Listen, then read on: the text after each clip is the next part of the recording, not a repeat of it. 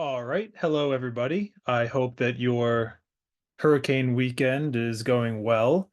I know that we don't have class today, but I wanted to provide a brief recording of the material so that if you would feel so inclined, you are able to watch it and hear a lecture by me. I feel like I'm cheating y'all. I, in fact, covered for a class on Wednesday at 5:30, so it feels weird that I taught this material to a different class, but not my own.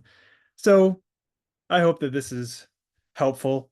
Also, this is a good reminder that you do have an assignment that you need to do in order to get credit for the week. I don't really have much more details beyond that, but it is in Canvas, and please follow the instructions so that you can get credit, please. All right, so for this, we're going to be talking about positive mental health. And for the learning objectives today, we're just going to go over well-being theory and all the different constructs that go into that, how positive psychology and traditional psychology differ when it comes to mental health. We're going to look at the positive impacts of, well, positivity on health. We're going to talk about flow activities and see what flow activities are really uh, giving you the most satisfaction and why. So for this week, I wanted to show you a video by Blade and Echo 2K and Tyboy Digital. But because of copyright, I'm going to put this on YouTube. I can't really show it, so I'll link it in the email with the video. But effectively, what I wanted to get to is that the song is a contradictory message on the internal struggle of trying to be more positive and aspiring to have more positivity in your life and excising those negative emotions that you're feeling. Um, so watch the video and hopefully you can get what I'm talking about and we can go over it a little bit more in next class if you have questions. So first I want to talk about what is a working definition of mental health. So according to the government, the Department of Health and Human Services, mental health is a state of successful performance of mental function, resulting in productive abilities, fulfilling relationships with people, and the ability to adapt and change and cope. So you may ask yourselves, right, this seems like a pretty nuanced and decent definition, but it took years and decades of social workers, mental health practitioners, and public health officials to say, look, mental health is not just the absence of a mental disease. There are a lot of different constructs that go into what is well-being, especially when it comes to someone's mental health. So Keyes, in a 2002 study, but they had done many, many studies before this about the constructs that go into well-being. They basically figured out, and they're from memory, so a little bit more credibility there, that you could classify mental health into three different categories. So you could be flourishing, have moderate mental health, or your mental health could be languishing. So the difference between these three is that if you're flourishing, you're feeling satisfied, happy, emotionally stable, and you're able to participate in a variety of interests and maintain a balance between um, your emotional goals and your social life and your own need for replenishing yourself. So if you have moderate, you're not, let's say, flourishing, but you're not experiencing low levels of well-being like if you were experiencing languishing mental health. So you can still perform your daily life functions and cope with stress, but maybe you could do a little bit better. And if you're languishing, you're struggling with your coping abilities, distressing thoughts or behaviors, and you may not be achieving your goals and experiencing increased levels of stress. And the reason why those classifications are important is because when you're talking about the absence of a mental disease, it's important to know right? There is a continuum for how you are evaluating your mental health. So if we're focusing on the disease model, um, this is where you're trying to figure out, how am I immediately avoiding pain? What is it that is deeply troubling me and causing my discomfort? This is how therapists used to uh, treat mental health, and they still do to a certain extent, right? We have to use cognitive behavioral therapy, dialectical behavioral therapy in order to deal with intense traumas and negative cognitive thought loops that are persistent. But the reason why positive psychology is also incorporated into therapy models now is that by treating a mental disorder, you have to build the resilience in order for that person to succeed past the absence of their mental disease, right? So this is where you're focusing on strengths, you're building competencies, your skills, and you're able to have emotional stability and happiness. So this gets you to well-being theory in general. So Seligman is one of the most famous positive psychologists, really one of the leaders of the field. And he figured out that you could divide well-being into five different constructs, and we'll focus on engagement and meaning today, but all of these are quite important. So if you have positive emotions, that's referring to feelings of satisfaction, joy, contentment. Engagement, another word for flow, which we'll talk about, that is the experience of being consumed in your activities and deriving a strong sense of satisfaction from it. Relationships, that's pretty self-explanatory, just the quality of your social connections. Meaning, that's the having a sense of purpose in your life. And accomplishment, we've talked about SMART goals and how to have a reasonable expectation of what you want to accomplish and why. So that's obviously another big important part of well-being theory. And that gets us to why you're doing what you're doing, and how why, the meaning, is informing why positive psychology is so important. So the difference between meaning and purpose is that meaning is that subjective sense that life has an inherent value in it, while purpose is a little bit more specific, where you're trying to find out how my specific uniqueness is fitting in with the environment around me, and how I'm trying to fit in a way that supports my understanding of myself and your understanding of the world.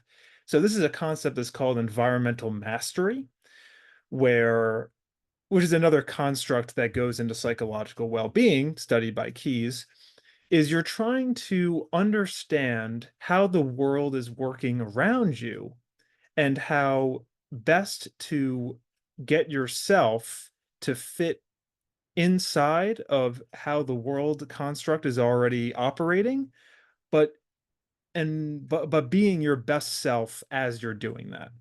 So as a college student, right, you're really experiencing new avenues of self-discovery for the first time. So you're really experiencing autonomy for the first time, a new environment that you need to get bearings in, um, new types of social relationships, new challenges.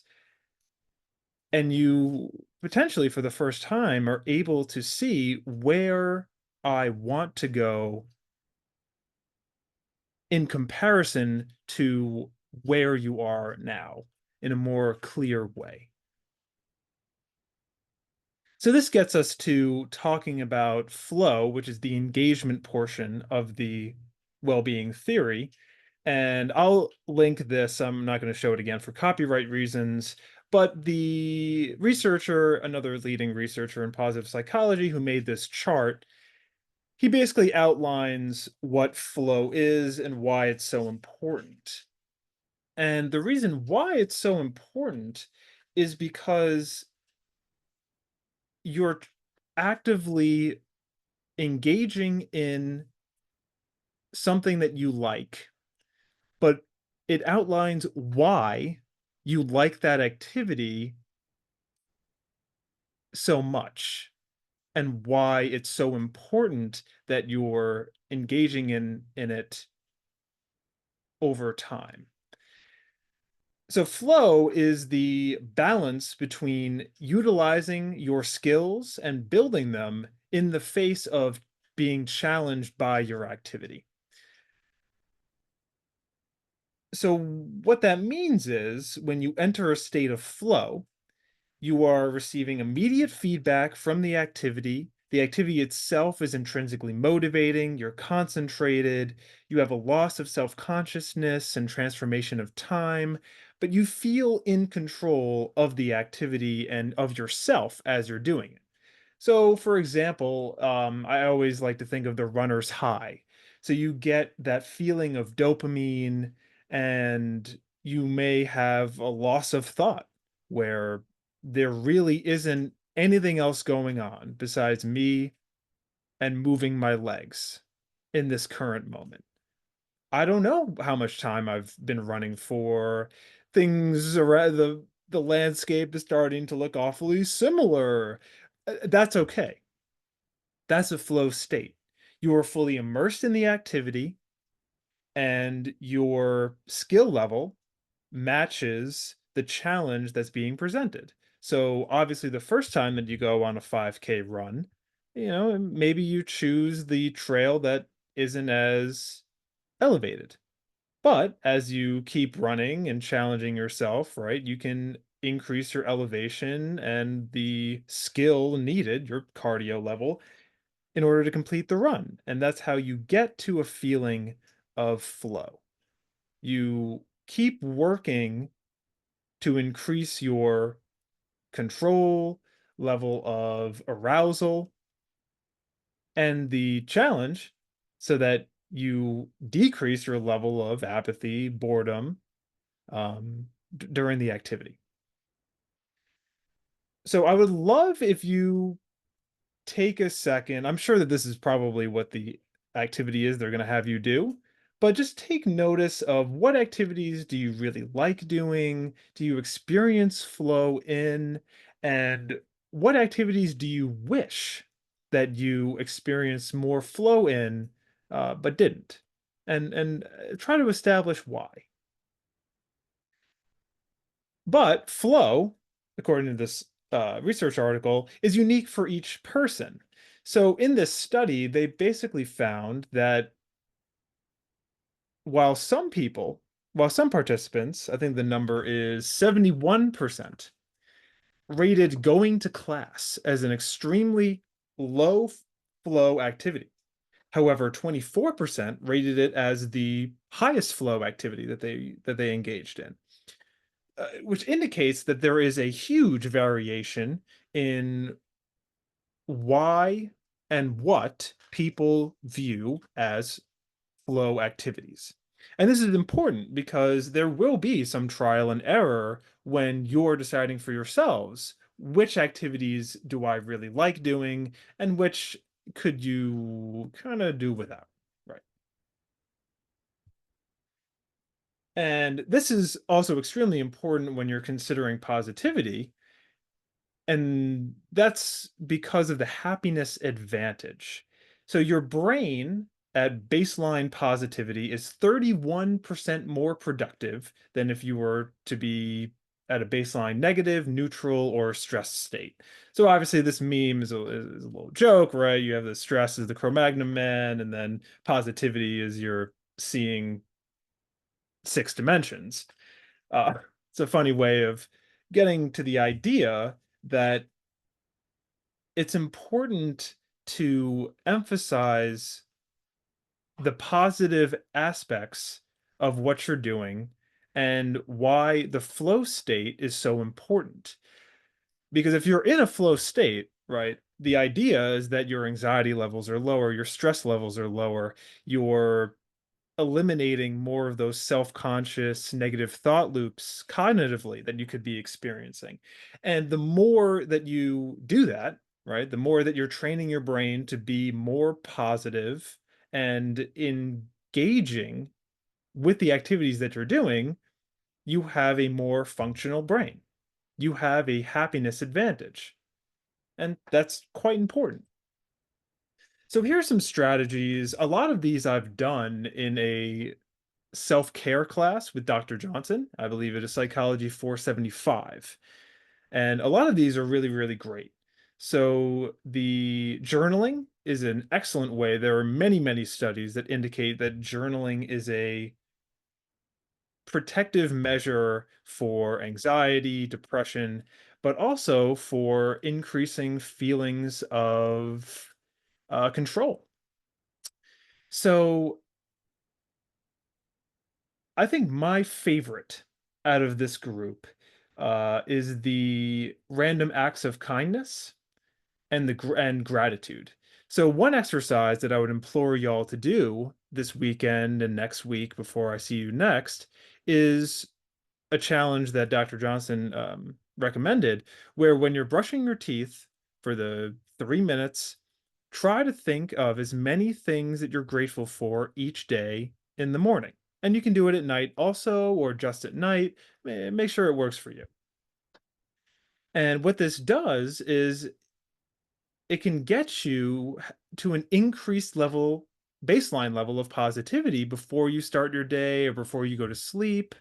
And it makes you believe that you are the things that you're grateful for. And your life has all of those positive qualities that maybe when you're at the lunch table and it's easy to, badmouth your professor. Oh man, this bio exam at 7 p.m. It's such a bad time. I can't believe it's going to be so difficult. The people are going to fail. And your friend's like, yeah, oh my God. You don't necessarily have to engage in those types of behaviors to get that v- dopamine effect from venting. If you focus on how am I going to not vent away my negative cognitive thought loops, but instead try to rewrite them and overwrite them with some sort of positivity, right? You may just have better functional outcomes. And I think that that's quite important. So, in conclusion, if you practice the elements of well being theory, you can increase flourishing, which in turn builds you opportunities for flow and increase your positive emotions and productivity. Experiment with journaling, meditation, gratitude, random acts of kindness, which are also a great way. Try to be nice to your friends. Usually it helps with your social relationships and your mental health, right? And try to think about what is one thing that today or this week I can do that will boost my mental health. And with that, thank you for listening. I hope that this wasn't that annoying, but maybe it was, who knows? Reminder, just come to class and do your modules. If it's in Canvas, just do it, I think is kind of the rule of thumb. And here's some Emory resources, right? If you are struggling with your mental health or just want more resources, there's CAPS, Student Intervention Services, the Emory Helpline, Accessibility Services, and the Office of Respect. And with that, thank you very much. Enjoy your weekend and thank you.